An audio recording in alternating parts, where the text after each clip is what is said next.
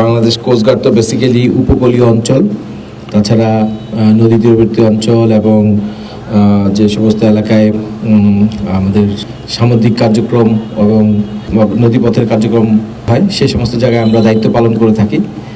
তো যার এই পরিপ্রেক্ষিতে আমাদের এই যে নির্বাচন উপলক্ষে সারা দেশে সশস্ত্র বাহিনী, আধা সামরিক বাহিনী আমরা নিয়োজিত হয়েছি এবং এই দেখা গেছে যে বাংলাদেশ কোস্টগার্ডের জন্য চরাঞ্চলগুলোতেই দায়িত্ব দেওয়া হয়েছে, কারণ এই এলাকাগুলো অত্যন্ত দুর্গম এবং এগুলা নদী দ্বারা পরিবেষ্টিত এবং চলাচলের জন্য সব বাহিনীর পক্ষে আসলে সেই পরিমাণ সাজ সরঞ্জাম বা যানবাহন নেই।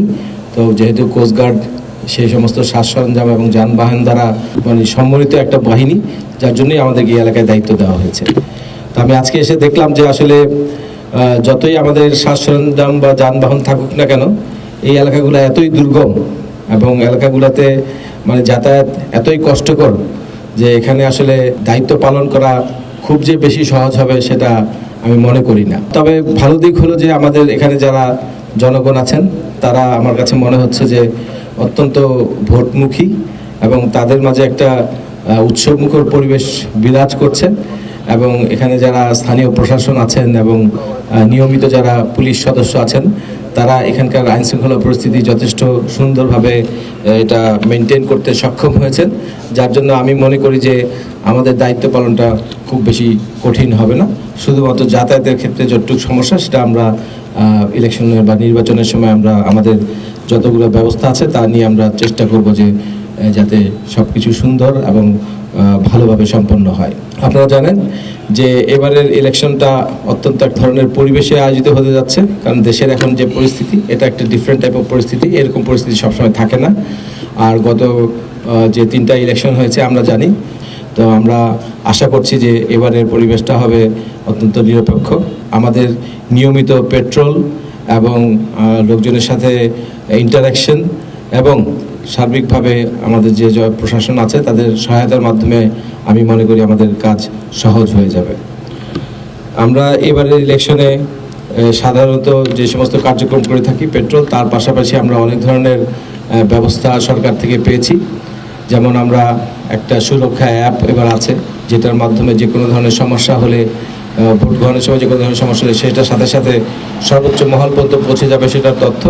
এছাড়া বাংলাদেশ কোস্টগার্ড ড্রোন সহ বিভিন্ন উন্নত মানের কমিউনিকেশন ব্যবস্থা নিয়ে আমরা ইভেন এই এলাকাতেও এসেছি, যাতে আমরা যে কোনো ধরনের মানে আশঙ্কা বা গোলযোগের পূর্বাভাস আমরা মনিটরিং এবং সার্ভেলেন্সের ভিতরে পেতে পারি। তাছাড়াও সরকার প্রত্যেকটি কেন্দ্রে সিসিটিভির ইনস্টলেশনের ব্যবস্থা করেছে। আমাদের দৃঢ় বিশ্বাস যে পরিস্থিতি এখন বিরাজমান আছে এবং আমাদের উপস্থিতির মাধ্যমে জনগণের ভিতরে যে আস্থা তৈরি হয়েছে তাতে আমরা ইনশাল্লাহ একটা সুন্দর, সুষ্ঠু, নিরপেক্ষ এবং উৎসবমুখর পরিবেশে করাতে সক্ষম হব ইনশাল্লাহ।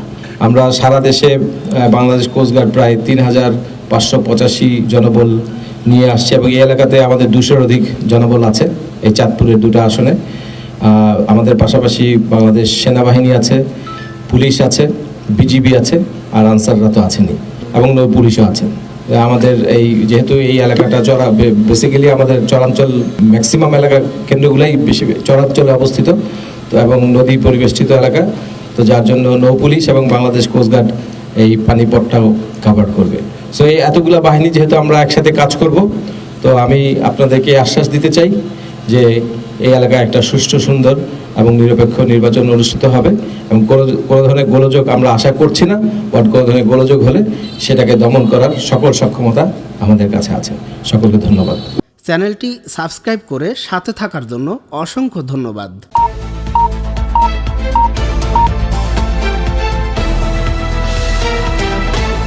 48 বাংলা টিভি, বাংলা ও বাঙালির কথা বলে।